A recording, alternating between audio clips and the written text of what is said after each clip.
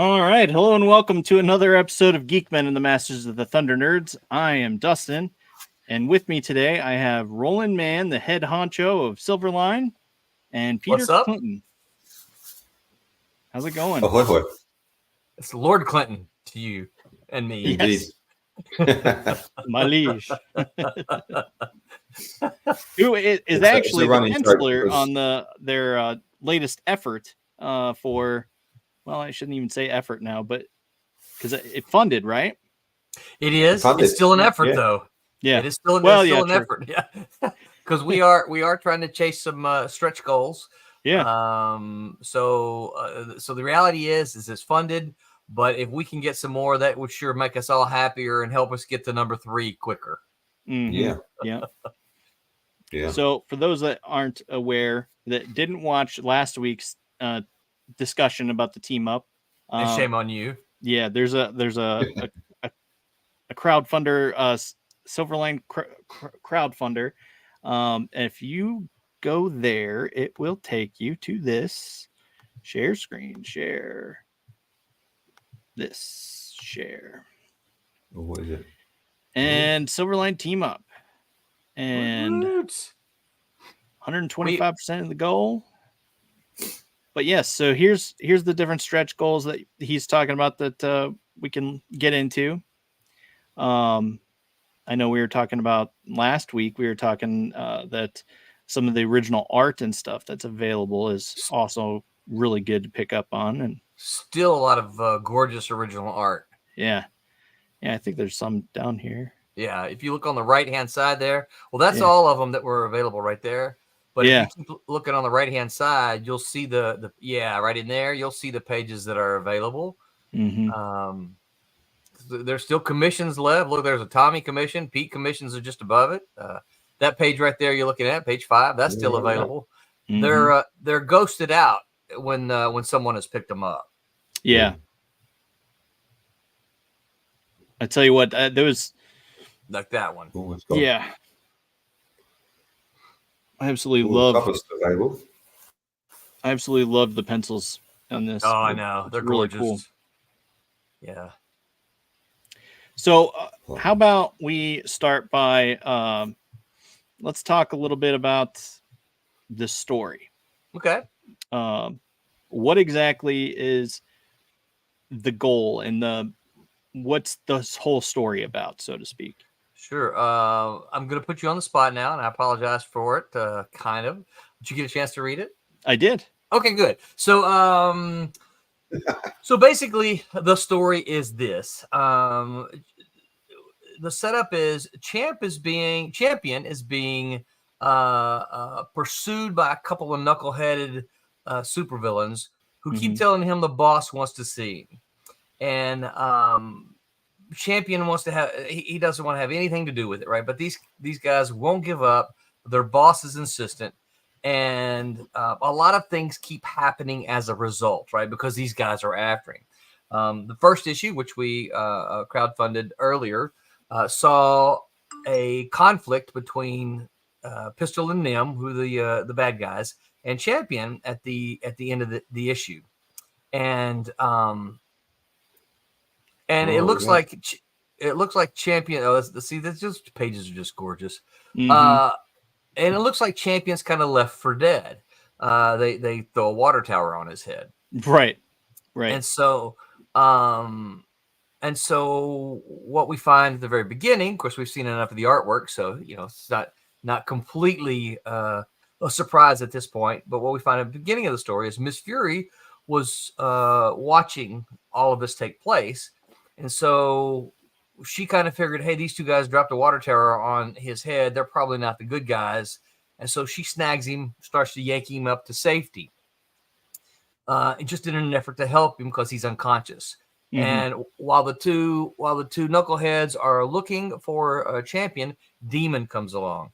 Now, folks who've read any of my stuff over the years will recognize Demon from Cat and Mouse. He was one of the popular characters from that series, and people always ask me, hey, let's see more Demon. Let's see more Demon. So and here's the real story about how Demon ends up in this story.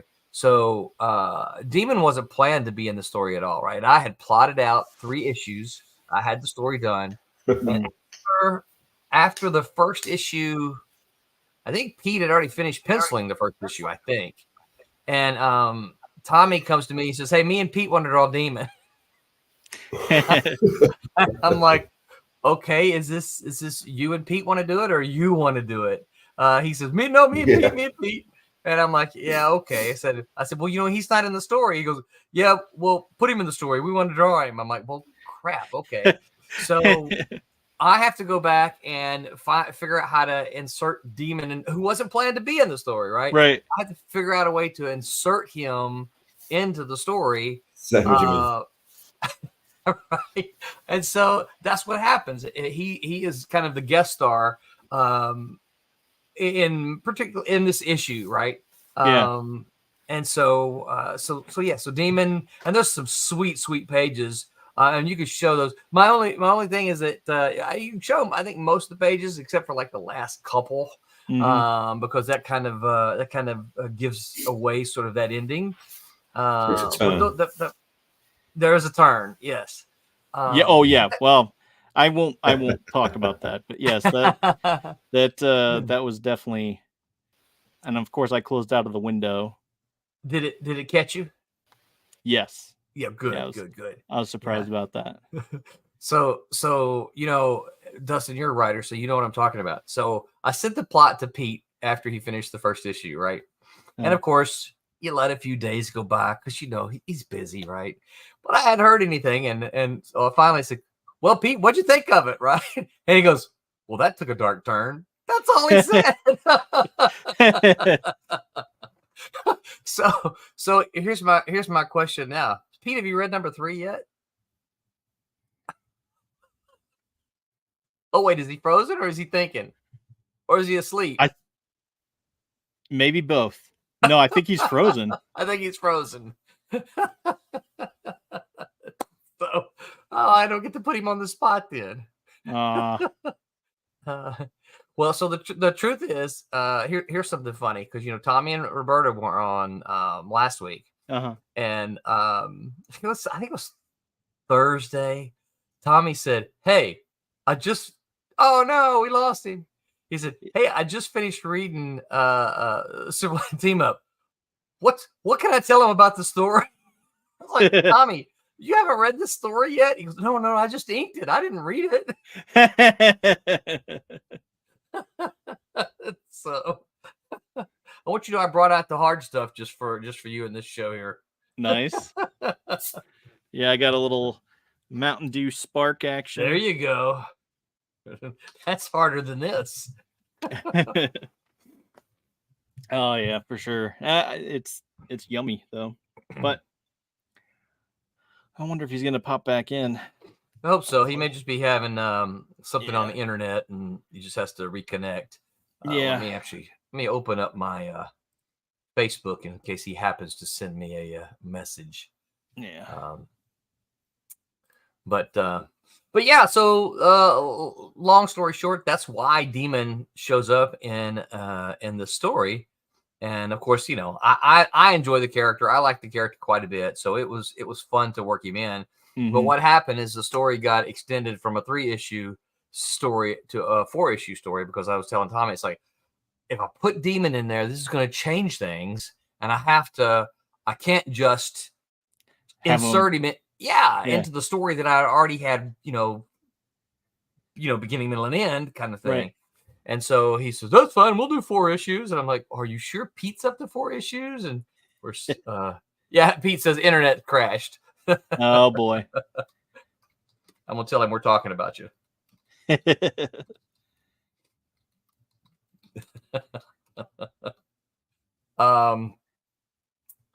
But yeah, so I'll tell you this, and part of the reason I asked was trying to ask Pete if he had read number 3 yet, because 2 things happened in number 3. So I absolutely love cliffhangers, right? I'm a child of Marvel comics from the 70s and 80s. Yeah. I read 60s as back issues, but right. I absolutely love continued stories, right? I love cliffhangers. Yeah. Now, our story finishes, right? Number 4 is going to come to a conclusion, but issues 1, 2, and 3 all have cliffhangers, right? Because Yeah. I mean, the idea is to get you to pick up the next issue, Right. and so there's a cliffhanger for number 3 that I hope and think you won't see coming. And I don't think Pete saw it because I never talked to him, right? And I changed it up when I added Demon in. I had to do some changes. And in my defense, now I offered these guys this. Do y'all want to read the plot summary for the whole thing? And they're like, nah, just send me the script when it's done, right? And so we get there's a new guest star in the next issue. Okay. So the title almost ought to be Silverline Team Up featuring Champion, Miss Fury, and Demon, right? Right. And so the next issue, in issue 3, which we're not done yet. I'm not hawking it quite yet. But there's going to be, I'm giving this to you. There's going to be another guest star, and then there's another, hopefully a surprise cliffhanger at the end. Okay. Yeah. All right. Juicy tidbits. I'm looking forward to that for sure. Yeah, it's been fun. Pete says, I think I said this already. He's rebooting the internets. Yeah. But yeah, so it's been a lot of fun. I think I might have mentioned this to you once before, but part of the way that that I was able to kind of hook up with Pete is that he was I was introduced to Pete through one of his Kubert School classmates, a guy by the name of Jose Fuentes, who does a lot of stuff with Silverline. And he says, hey, my guy I went to school with is looking for some penciling stuff. And I'm like, okay. So I reached out to Pete, and maybe you remember this from class, maybe you don't. But one of the things that I always say in class, find out what the artist wants to draw, right? If you find somebody that you like, somebody's work that you want, find out what they want to draw, and then you can kind of cater what you're trying to do with what they want to do. Yeah. And so I reached out to Pete, and I said, "What I've got the story in mind." I said, "Do you have anything in particular you want to draw?" And he goes, "Well, I like superheroes." I said, "Well, let me show you this story, right?" And so and it was just kind of the pitch for the Champion and Miss Fury, which was not named Silverline Team Up initially. And later on, I got to talking, and he said, someone said, "So why did you?" They asked Pete, "So why did you decide to jump on?" And do Silverline Team Up with Roland and Silverline? He goes, because he offered me superheroes. He said, as an independent guy, there's not a whole lot of superheroes being done. It's a lot of horror, it's a lot of fantasy, some science fiction, action kind of thing. And that's what Pete told me. He goes, everybody wanted me to draw spaceships and science fiction and stuff. And he says, I like superheroes. And Roland said, hey, you want to draw some superheroes? So he's like, right. Yeah. Like, why, yes, I would. That's awesome. Yeah, I do remember that. But it's one of those things that, I'm sure you've heard through the grapevine or whatnot. I was taken out of commission. So I was. Yes, I recall that. Yeah. So it's still difficult to deal with at some points, but I still haven't quite got back into writing, but it's on. No! It's still there, and it's still burning in my soul, so to speak. Of course, yeah. I'm just. I think I mentioned this last week too. I'm still like tentative a little bit. Yeah. I don't know. Well, I'll break into teacher mode for a minute. The part of the thing about it is, dude, you just got to do it. Even if so, being tentative is okay, but even if you gotta write for yourself, and whether that's just writing in a journal, just say, look, I'm just gonna get right, because you got to get those writing muscles going, right? Yeah. And I'll be honest with you, a lot of being creative, Pete says he's trying to rejoin. a lot of being creative is habit, right? So you've probably heard me say, I don't believe in writer's block. Right. I believe, and you didn't say you had writer's block. You just said you're having problems going, right? And Yeah. those are two different things. But having problems getting motivated, having problem finding time, having problem, you could be depressed. That's not writer's block. That's just something different, right? Right. So a lot of times it's just sit down and make yourself write. And like I said, write in a journal. It's for nobody but you, so no one will ever see it. But if you can make yourself kind of get in that routine, that habit. There he is. Ridiculous. I was sitting there and everything went black. I was like, why is everything? I could hear you, but I couldn't do anything. And then the computer didn't respond, and then I just turned it off. So see how long we get. So you heard all the words I made up for you then? And yeah, I couldn't hear nothing. I just thought that was funny because that was a different story they were singing last week. They were like, oh yeah, no, he hasn't shared anything with me. And I'm like, really? Nothing? Like what? So but to hear the fact that you offered.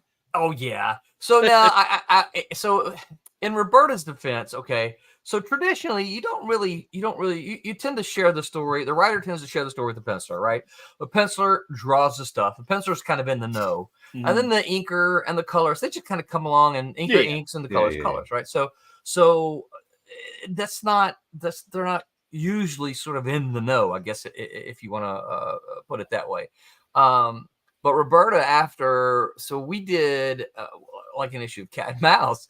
No. It was the first issue of this, right? So in the first issue, and I happen to have that issue handy, right? We start off in fire, right? Mm-hmm. Now, when Roberta was coloring it, now this goes way back to when she was first starting it. She was coloring it all as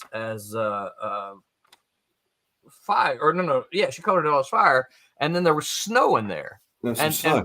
And Pete's like, well, that's snow, and she's like, oh, I thought that was just flaming ember stuff. And then she said, Roland, can you send me? She said, can you send me the script so I'll know what it is? Because, sometimes you can't a lot of times you can, but you can't, because she has it with no words. Yeah. Right? She colors it without any of the text on it. So she doesn't always know, is it nighttime? What is this building? Generally, Pete's really good at establishing. It just shows how unclear my pencils are. No, what's he drawn? What is this? Nonsense. So this is a true story. Tommy sent me a panel one time, and he said, "What is this?" It was a panel that he could draw, and he goes, "I can't tell what that is." And I looked at it and I said, I don't know. He goes, oh, that's too late. I've already inked it. He goes, I just traced it. Just trace the line. Just trace the lines. Just trace the lines. He doesn't have to think about it. C line, draw over it. That was pretty funny. But so now I try to remember when I have the story done. I try to remember to make sure that I share it with Roberta. Tommy does it. Tommy might say he asked for it, but Tommy does. He didn't read the comics until just. He doesn't even read the comics. No. Right. Like I said. And Roland was just asking you, did you finish reading issue 3? Yeah, I've finished it. I think I have. Okay. Have I? It was a while ago.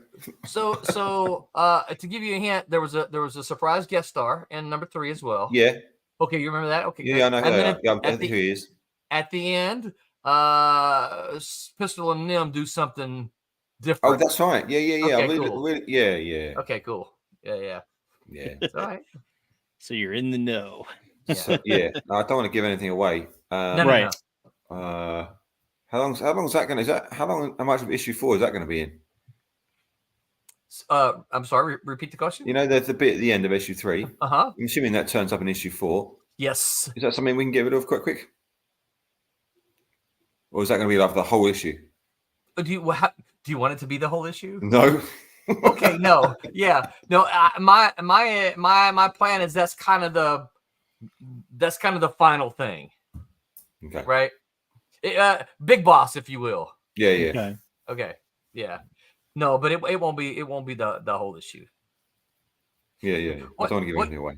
No. What you don't want to draw those two like that? It's I can't say. You know, when I finished when I finished the cube at school, we had editors and stuff come in and speak to us, and they were like, "Oh, so what do you want to draw? What sort of thing?" I said, "It's easy if I just tell you what I don't want to draw. I don't want to draw Transformers. I hate big robots. No. I just don't want to draw all that straight line stuff. I don't." Yeah. So you're not really a fan of drawing Iron Man either, then, huh? No, not really. No, not really. That makes sense. Unfortunately, no one ever comes to me and says, "You can draw me Iron Man," because I was like, "Oh." So then, well, you got to, the more recent Iron Man's all right, because it's more just like it's almost like just a sleeker, sleek suit. Yeah. But like now, War Machine or something like that. Yeah, we got rid of that quick, didn't we? Yeah. This is from issue 1. That has. I don't mind the pouch. I don't mind pouches just and things like that. Screams Rob Liefeld. Yeah, that's what we were going for. Oh, but there's feet here though, so. Well, yeah. No, not just the shoulder pads, because that's how he drew Cable and Deadpool and all that. Yeah. We loaded him up. Yeah, that was a fun little scene with him. Heck yeah. Oh, I dig it. So thought you froze for a minute there. Yeah, I'm not again. My brain froze. So it's a different story. But so what's next? What's next for this team up? Are you talking about as far as the crowdfunder goes, or as far as the story goes? Just like broad strokes, story, whatever. So ultimately, what I want to do with both the Champion and Miss Fury is to bring them into, for lack of a better word, sort of the more centralized Silverline universe that is New Orleans, right? Mm-hmm. Cat and Mouse are kind of the sort of the flagship sort of title, and they're based in New Orleans. A lot of the stuff kind of happens around them. Champion and Miss Fury, Champion was based in Chicago when the initial, actually the start of this story, and actually when he was introduced in the first volume of Cat and Mouse many years ago, he was actually called the Chicago Champion for a while. And then he decided, I don't want to be the Chicago Champion.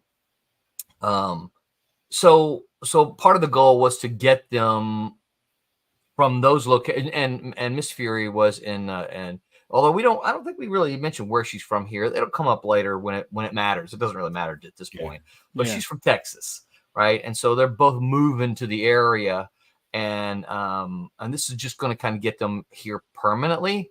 So they can more easily play in the larger sort of the Silverline sandbox down there.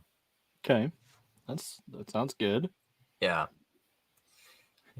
So and you guys are having a stream about Miss Fury coming up, aren't you?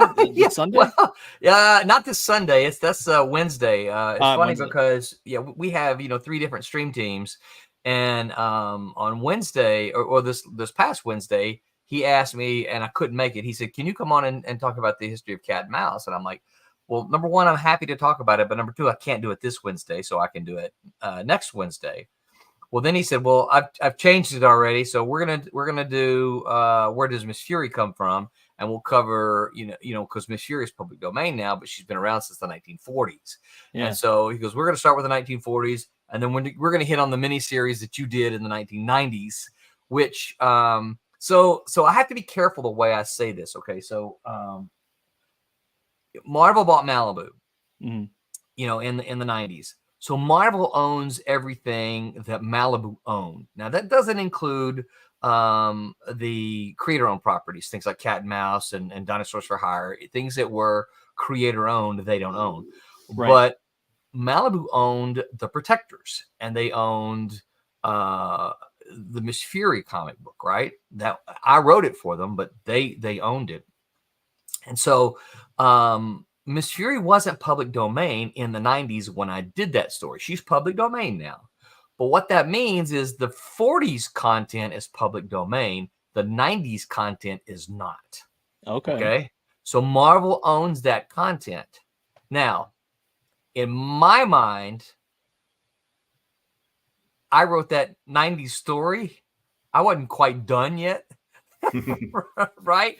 So I have to be very careful in what I do in this one so as to not be like the other one, be like the 90s one, right?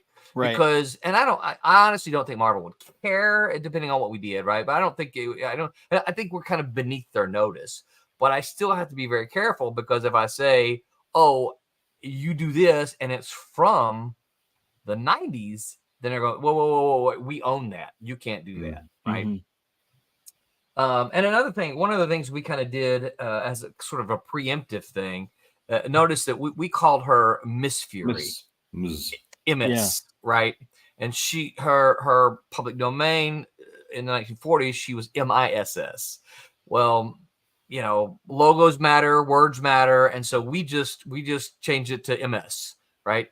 Okay. If you know who the character is, it's Miss Fury, and that's really all that matters. Yeah. She's cool. Yes, she is. Oh, here's something cool. Is it in the first issue or the second issue? The bottom of her boots. I don't think it's in the first issue. Yeah. Oh, yeah, it is.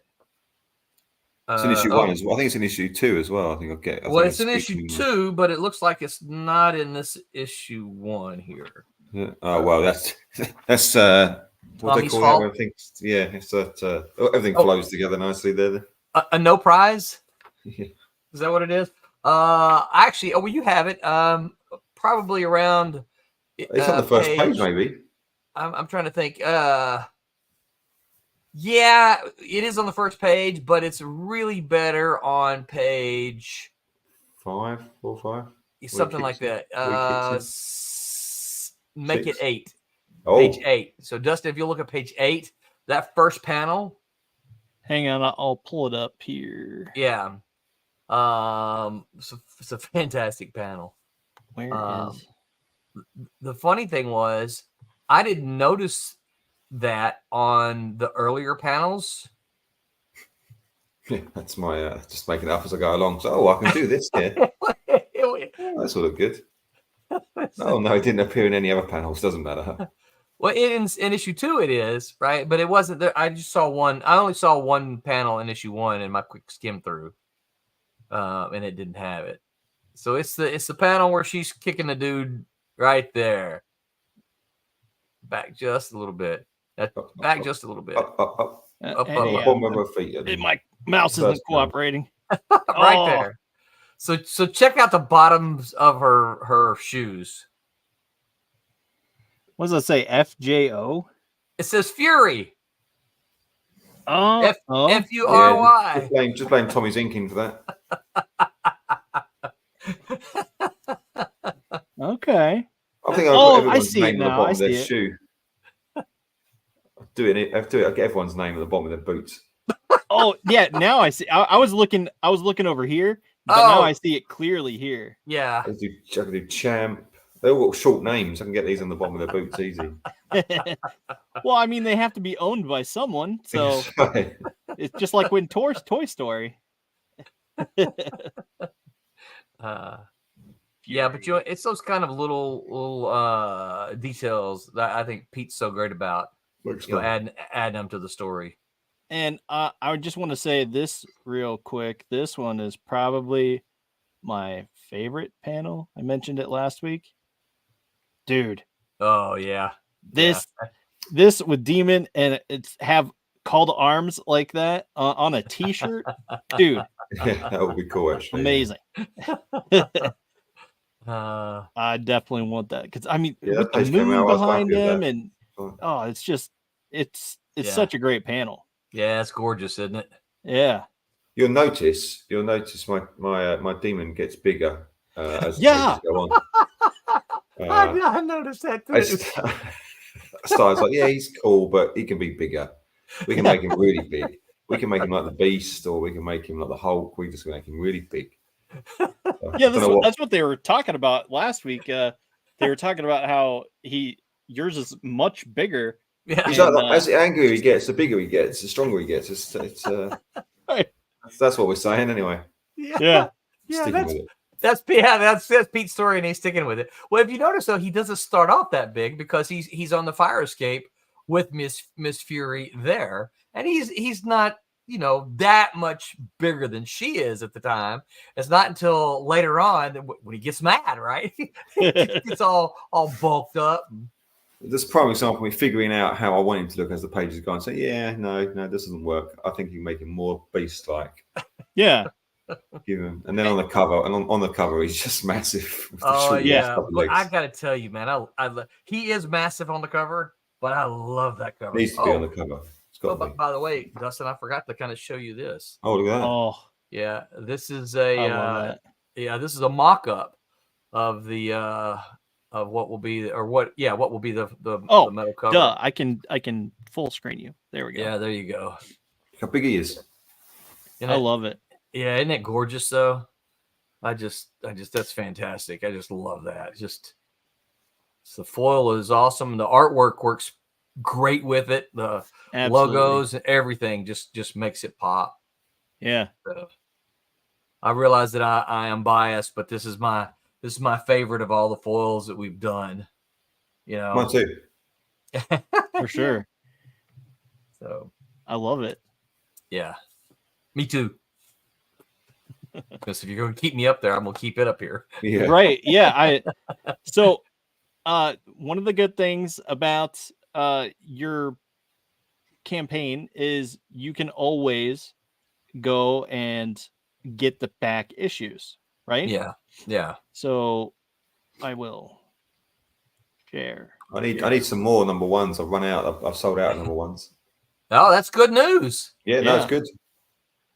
Yeah, that is let's see, if you scroll down, I think it's about the fourth one. One more, maybe. No. All right, go back up. On there somewhere. Right there. The $12 one. Silverline Team Up number 2. And where it says catch up, right? Mm-hmm. So if you scroll down just a little bit, if you'll see that second box there, the choice 2. Yeah. If you drop that drop down box, you see Silverline Team Up number 1 is available right there. Mm-hmm. Nice. So, yeah. And the truth of the matter is this, Dustin, if someone says, you know what, Roland, even though you've got all kind of variety in your tiers here, you don't have a tier exactly like I want it. I want this and this and this and this in the tier. Yeah. I'll go fix it. I'll go make it happen, right? I think that's what happened last time. I was just like, hey, there's no tier like this, and you're just like, hang on, give me a second. And you went and added it. It's like, all right, I'll do it.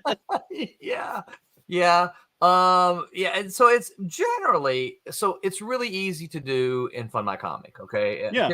Kickstarter was really, really difficult to make any kind of changes after the fact, but it is really easy to do in Fund My Comic. And so, yeah, it was just like, yeah, I'll just go there. Cause I didn't have ketchup there at first. Mm-hmm. When someone asked me about that, I'm like, it's there. But I guess I'm thinking you can see that you can choose, but they're like, no. So I added ketchup so that you can see number 1. Yeah. Yeah. I dig it. Yeah.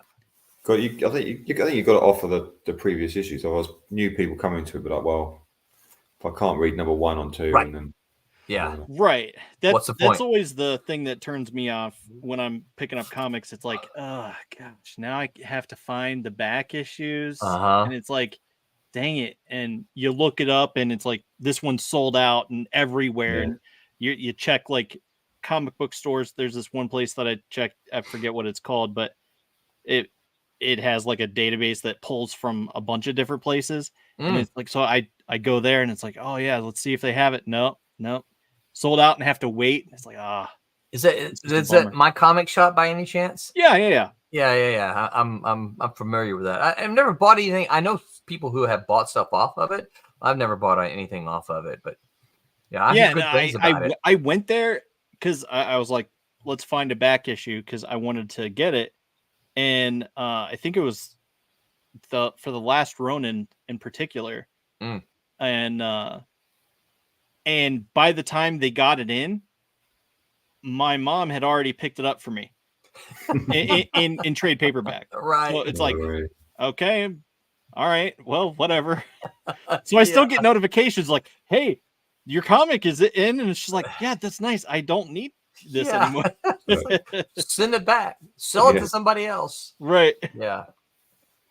I keep telling myself I'm going to buy something from them, from the site, but I haven't done it yet.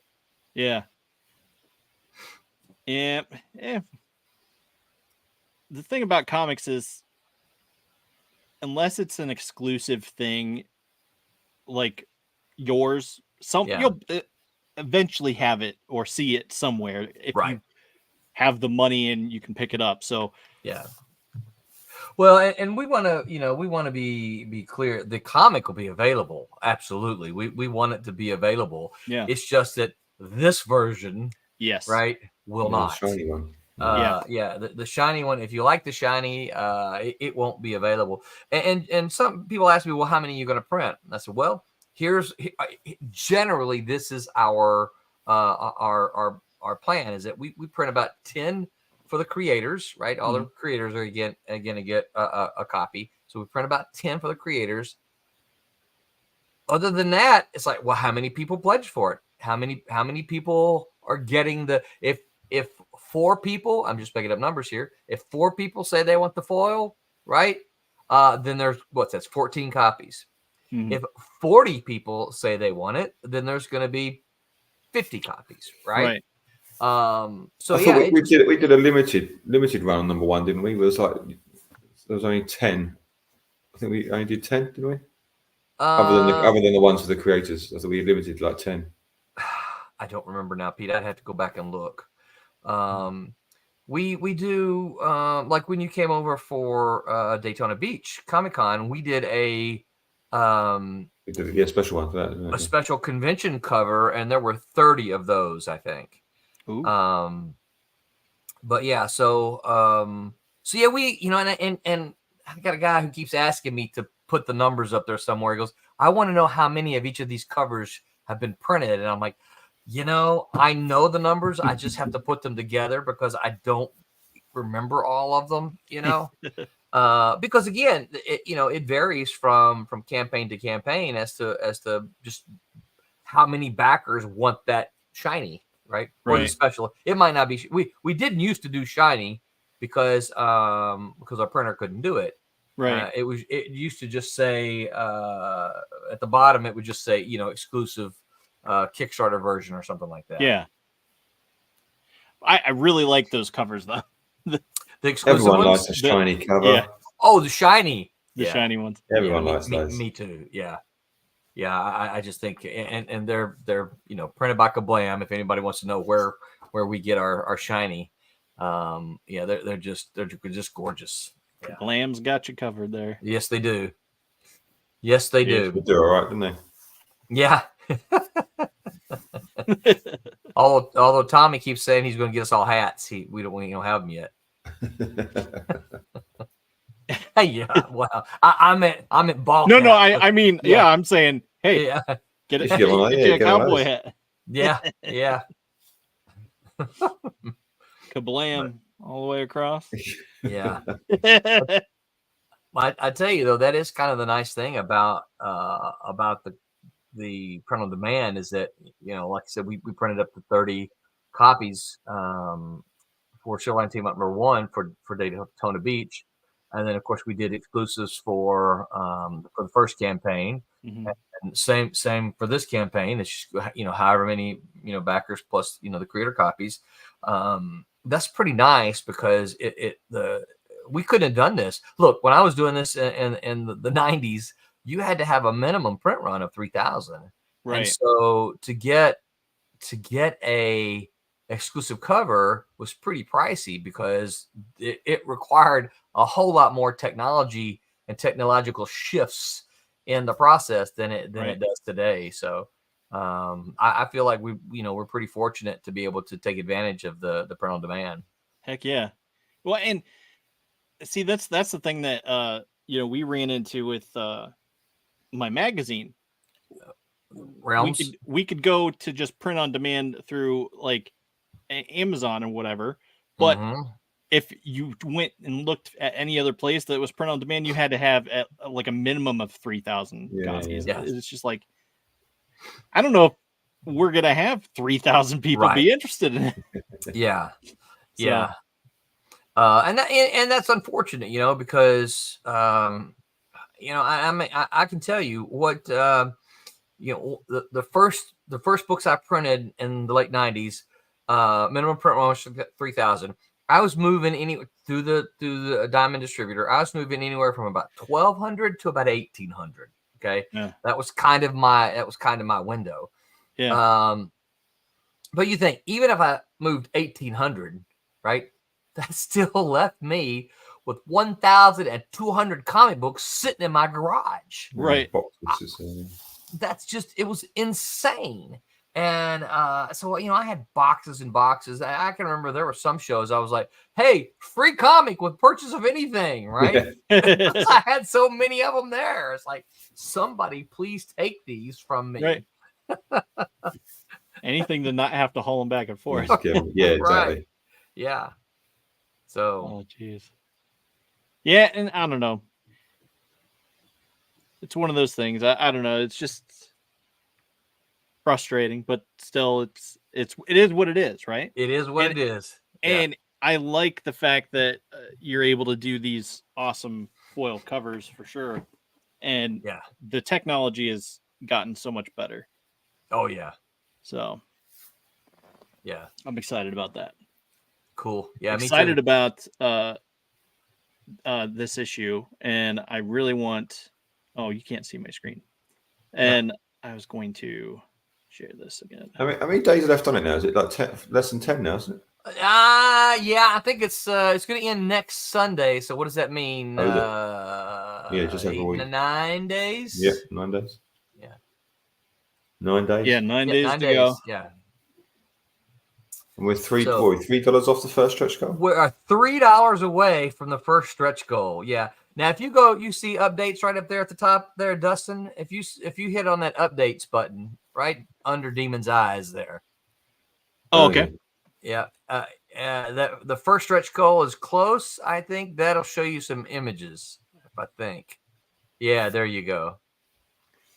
So those are when we hit 1250. Excuse me. We're going to get 12 independent comic books. Everybody's going to get every backer will get those.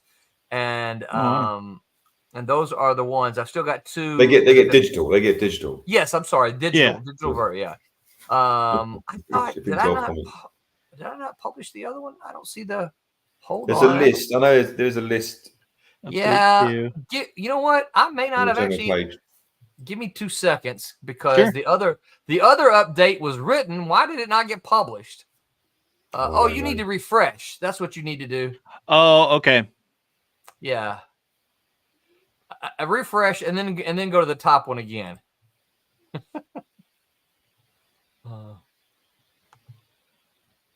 There. Well, you still get 2. Well, why am I getting 3? My screen says. Well, 3. I also have a finish update on my browser that I'm worried is going to mess it up if I. Oh, I see. So it could be that. I could always. Hold on. Let me see if I can see what the title of it is. I've got 2 on mine as well. Oh, you what? You don't have 3 on yours? No. Well, I am looking at it, and there are 3 on mine. Well, lucky you. Let me share my screen, and I'll show you. the one that you're missing, and why? And I don't know why you can't see it.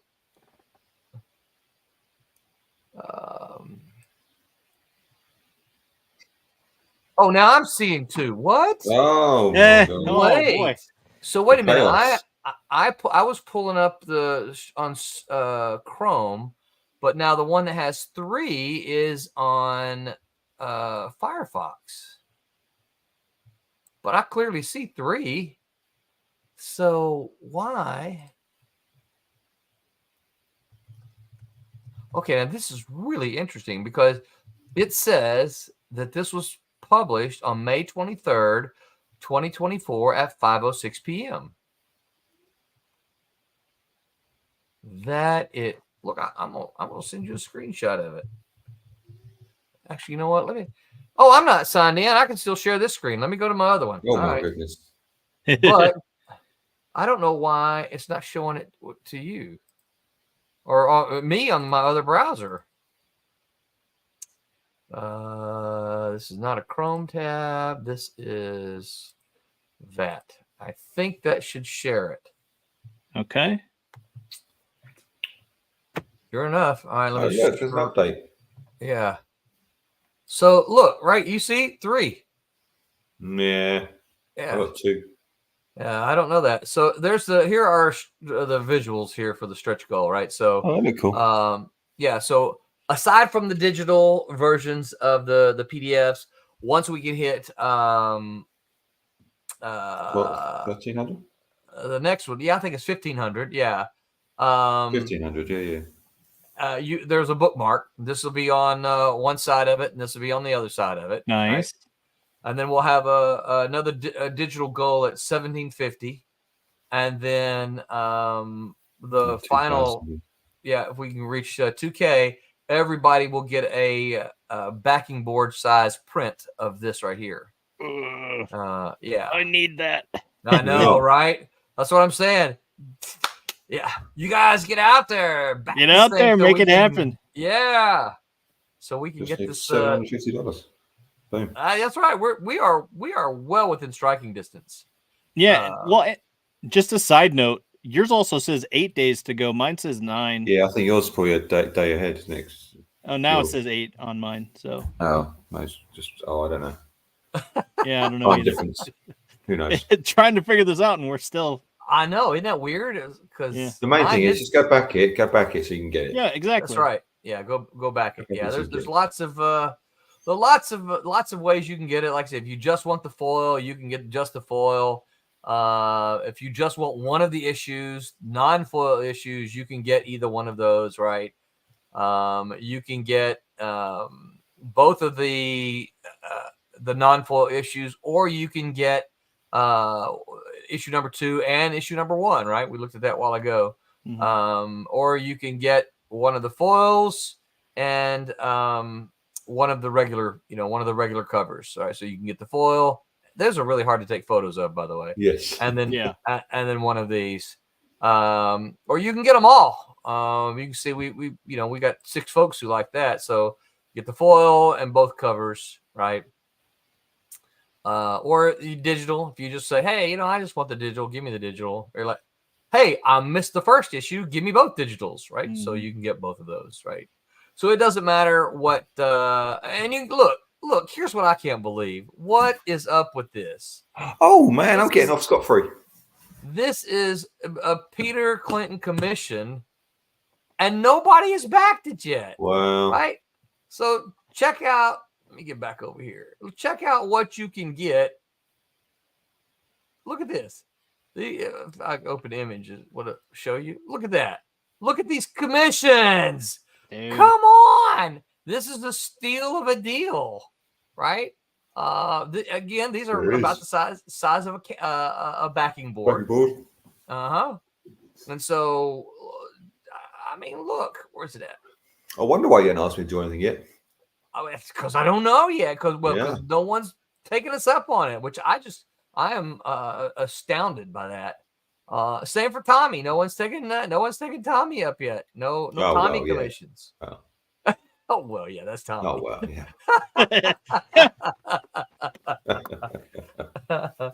But there is all kind of sweet art, right? This is you can see this is the panel from up at the top of the page that's available.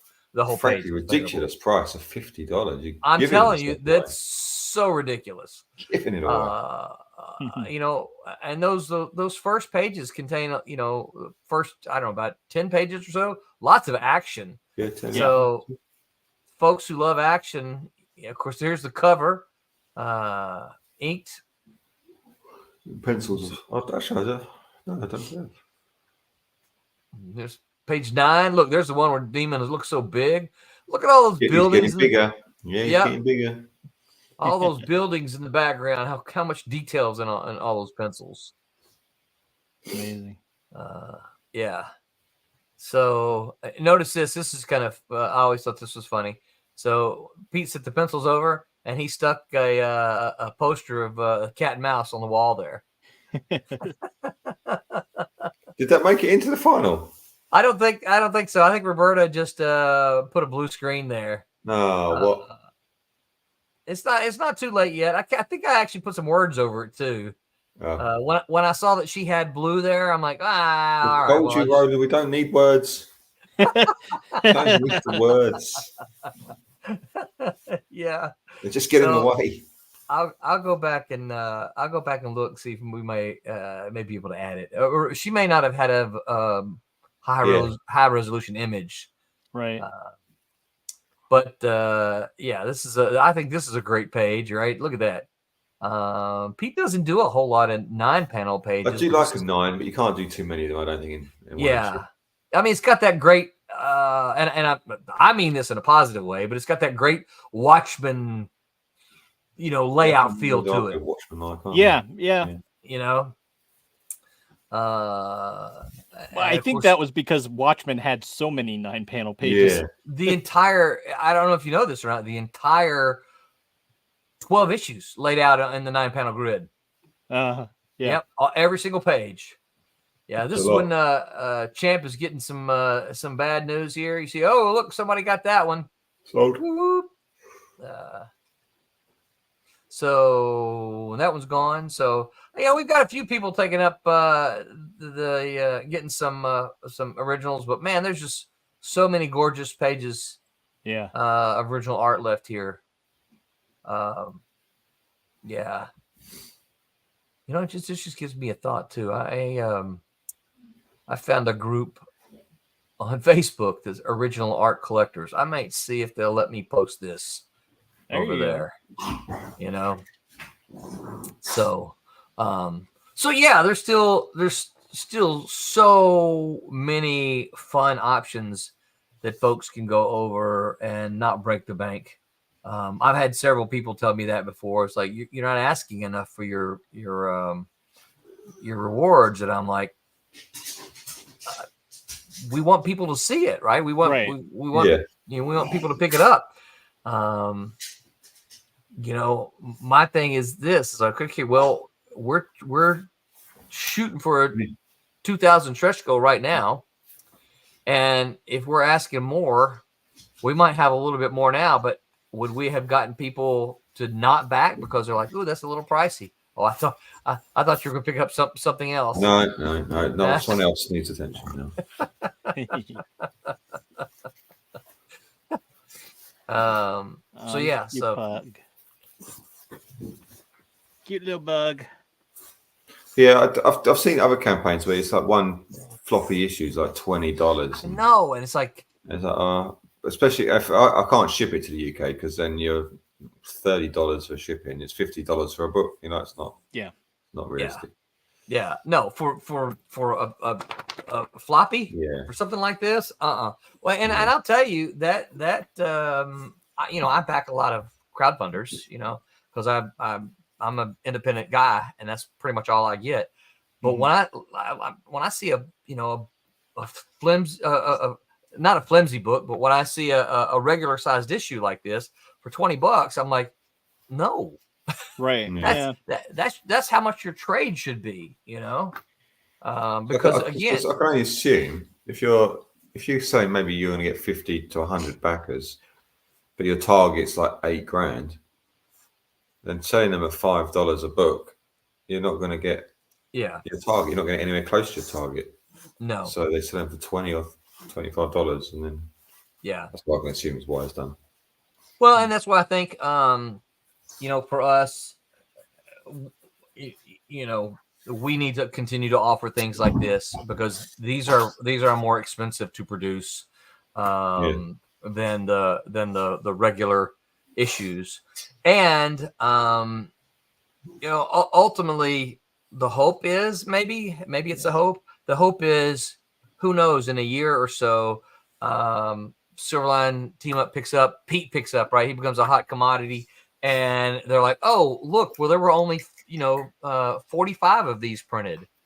It's like, well, okay, I can get this all day long, right? But there were only 45 of these, and so this rewards the people who took a chance on us, backed us in the campaign, and got this exclusive for the campaign. Right.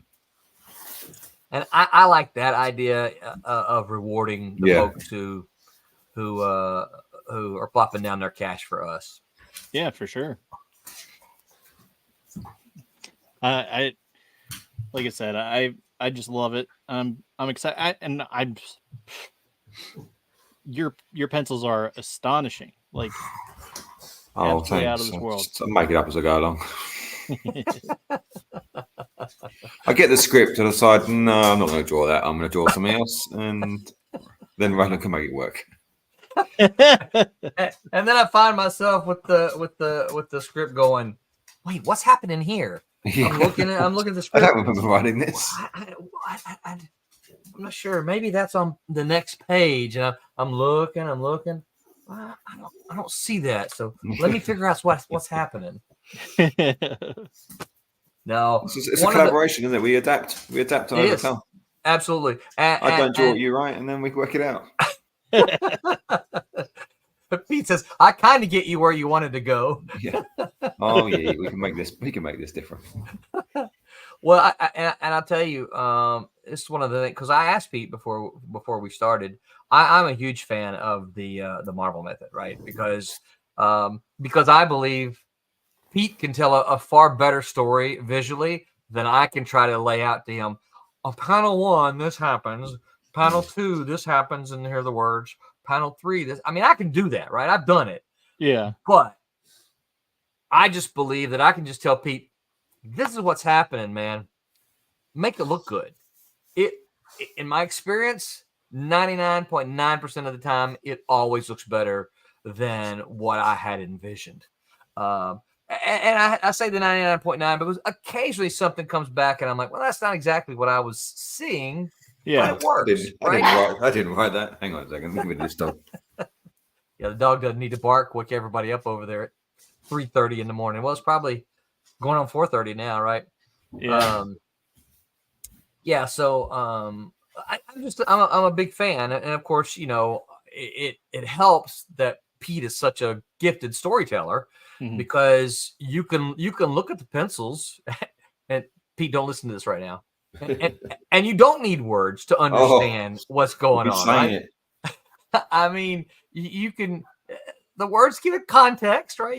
Because you can see what's happening. You might not say, "Well, why is this going on?" Right? I don't understand what's happening, but that, to me, that's what part of the strength of the collaborative effort, like that Pete and I and Tommy and Roberta have, is that. Excuse me, I am drinking heavily on this Friday night. Is that it is, right? I mean, it just, I can say this, I can write these things, and then Pete's like, I got you, man. Here's what it's going to look like. Save your words. Yeah, I think that would be probably one of the hardest things for me to do, because I'm a very visual person. So I picture everything out. Like, it's like very specific. And then I think I would take some time before I could let that go. Yeah. That little bit of control. It is very different. It is very different. But like I said, I've written, a bunch of the scripts that I've done were full script. Because some people, some publishers, when you're working for somebody else, some publishers are like, we want you to do this. And part of the reason is they don't want to have to deal with you a second time, right? And having been an editor, I get that. It would have been nice if somebody like Steve Englehart had just submitted to me a full script, and then I didn't have to deal with him the second time, right? Right. But I just think because it is such a visual medium, and Pete's trained in he's trained in visual, and you could say, oh wait, well, Roland, you've got training as well. Yeah, of course I do, but he's better at the visual, right? I'm imagining it in my head, and I can write that down. But imagine if I just said, instead of describing all that in a panel by panel by panel, I just say, here's what's happening. Pete, you tell it. And then Pete's like, cool, I got you. Here, cameras over here, cameras over there, cameras over there. And then you're like, that's beautiful, right? Right. So it's something that reminds me of what Kevin Smith said when writing the He-Man cartoon. He's just like, he's writing out all these Skeletor punches so in the face, and he's just like, all right, just say fighty, and we got you. And so he would literally type, okay, fighty, and this, and then give a summary of what's happening, and then they would take over and animate it and make it awesome. Yeah, I think that vastly helped his his direction there. Yeah. Well, and there's sometimes like because what I try to do is in the scenes, if you're looking at your comic book, you got a left-hand page and a right-hand page. Sometimes what I try to do is say, all right, well, this is our opening image. All this happens in the middle, and then this is our end image. And so for me, kind of, it's like, all right, well, if we've got the end image, because this is what I'm wanting for the page turner, and if we have that opening image, kind of how it gets there, you make it work, you make it look good, and then I'm happy. I don't need to say this panel, this panel, this panel, this panel, this panel, because I can fill in, right? I sometimes say it's like baking a cake, right? What happens is I go to the store and I get all the ingredients, and then I hand them to Pete. Here, Pete, bake the cake. He goes, I got you, man. Takes all the ingredients. He bakes the cake. And then he says, Roland, I baked the cake. Here it is. I'm like, oh, man, that's great. Now let me get the icing, and I'm going to put the icing back on, right, and the candles and stuff like that. And that's where adding the dialogue comes in, right? Because he's baked the cake for me, and it's going to be it's a gorgeous cake. It's a beautiful cake. It's going to taste great. But I'm going to go in and add the dialogue and the sound effects. Or sometimes Pete does the sound effects, all that kind of stuff, and on top of the cake that he has baked. Yeah, that's my analogy, and I'm sticking to it. Yeah, there you go. That's with all Tommy and Roberta doing a little bit here and there. Yeah. So don't mention Tommy's name; he'll get the big head. Yeah, so I mean, we've essentially now had everyone involved in the comic. Yes, roughly. We had you with the writing, with the pencils, and we had Roberta and Tommy last week with the inking and the coloring, and that's everything. That's everyone that was involved in making this issue come true. Yep, and absolutely. It looks gorgeous. Who we had letter it? What's that? Who we had letter it? Brian Dale. Brian Dale, there you go. So Brian's a letterer. Yeah. Didn't have him on, but he wouldn't have come on anyway. Letters. Yeah, that's right. Yeah, he wouldn't have come on anyway. Oh man, well, okay, so I know it's extremely late over the pond where you're at, or early, whichever you want to look at it. So is there anything that you want to say that I haven't addressed or talked about?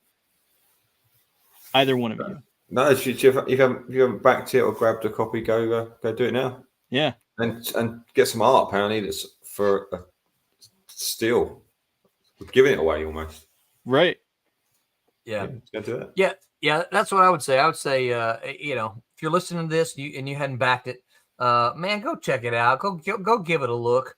I would pit. I didn't draw it, but I would pit this comic against anything that's out there today as far as artwork, You can hold this one up against anything by far that Marvel or DC's doing. And they've got some good ones over there too. But in the independent market as well, I would pit this against in anything that's out there. These guys, Pete and Tommy and Roberta, have done an awesome job. Absolutely. It is a great looking book. Yep. And hopefully I can throw some curveballs at you that make you go, "Ooh, I didn't see that coming." Yeah, honestly, that cliffhanger was brutal. It was like, oh, jeez. I remember when I got the script, I just said to him, "Oh, it took a dark turn, didn't it?" Right? Okay. He's all right over there. Yeah. The third issue opens up pretty intense, also. Yeah. Yeah. Go straight at it. Yeah. So I'm excited to see that take shape as well. So yeah, go back it. Go back it. Shot. If you, I'll add this, right? I'll add this. If somebody's listening, it's like, yeah, but Roland, I don't know who you are. I don't know who Pete is. You say go back it. Yeah, but I don't know. All these crowd. Listen, this is our 30th campaign. We have successfully fulfilled on time all of the 29 campaigns, right? So if your concern is, well, I've been hearing about all these Kickstarters that people are pledging and they're waiting a year or so before they're going to get it. That ain't going to happen. Right. I would love to promise you that you will love the comic. I think you will. Yeah. But what I will promise is that, you'll get your book when we say you'll get your book. Yeah, exactly. Right? And then if you'll sit down with it, I think that you will like it. But you will absolutely get your book because 100% on time fulfillment. It was lightning fast too last time. Got it like, oh yeah. Wow, that was fast. one of the things that we do is that the book is done. You know, I mean, you read a proof copy. Mm-hmm. I think there are probably going to be some changes, minor changes from the copy that you read because we caught a few things here and there. Yeah. But the book is done. Yeah. So all we need is to know, how many of these are we going to print? And then I'm gonna make the order, and boom, we're gonna go print them. Yep, a lot. So go do it. I'm excited. I'm excited for you guys, and thank you. It's always been a pleasure to have you on, and you're welcome back anytime, for real. Well, I appreciate it. Yeah, we enjoy coming on and talking with the masters of the Thunder nerds. Yeah, it's a mouthful, but I just refer to us as the Bad Batch of podcasts a lot. The Bad Batch. Because if you've seen Star Wars, the Bad Batch is a group of defective clones, the Clone Force 99. It's all defective clones that they shipped off to one unit. We're the defective clones. We're defective but effective. We get the job done. There you go. That's right. So, well, you could just be Mott. Right.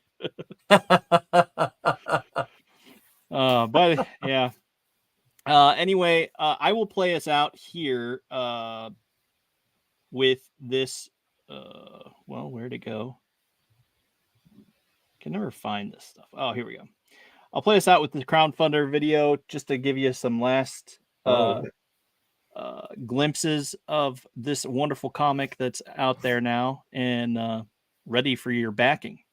Cool. So go pledge now. Go do it.